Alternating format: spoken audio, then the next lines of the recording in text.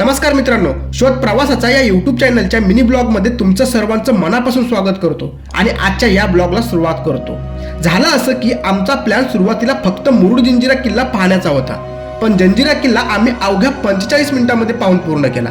आमच्याकडे वेळ भरपूर असल्यामुळे लगेच आम्ही ठरवलं की अजून एक ऐतिहासिक ठिकाण एक्सप्लोर करायचं आणि मग आमचा मोर्चा वळला अलिबाग जवळील कोरलाई किल्ल्याकडे।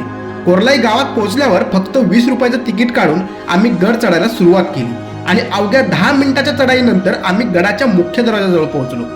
गड तसा आकाराने फार मोठा नाही, पण मित्रांनो या गडाचा इतिहास मात्र प्रचंड मोठा आणि थरारक आहे।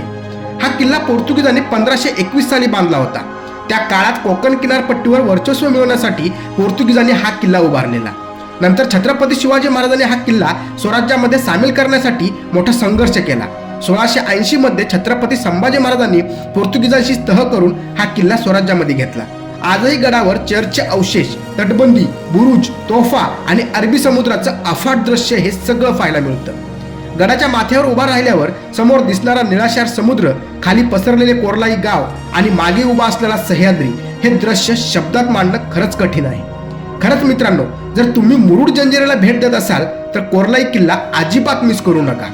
इतिहास, निसर्ग आणि शांतता सगळं काही एका ठिकाणी अनुभवायला मिळतं। तर मित्रांनो, आजचा हा मिनी ब्लॉग कसा वाटला ते कमेंटमध्ये नक्की सांगा।